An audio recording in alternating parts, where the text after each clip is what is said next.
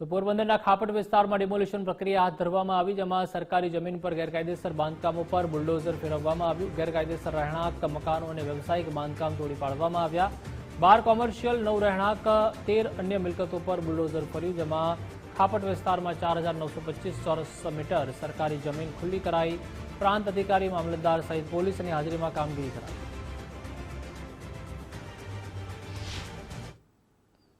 દબાણ દૂર કરવામાં આવે છે, જેમાં કુલ 34 દબાણદારોને નોટિસ આપવામાં આવેલ હતી।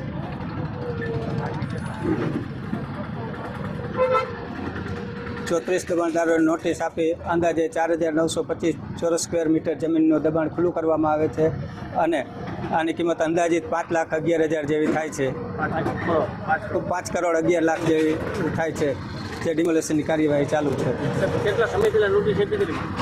નોટિસ દબાણ કેસ તો 2021માં ચાલેલા છે, પણ ત્યાર પછી હું આવ્યા પછી એની નોટિસો આપવામાં આવેલી અને પૂરતી તક આપવામાં આવેલી। તક આપ્યા બાદ આજરોજ દબાણ ખુલ્લું કરવામાં આવે છે।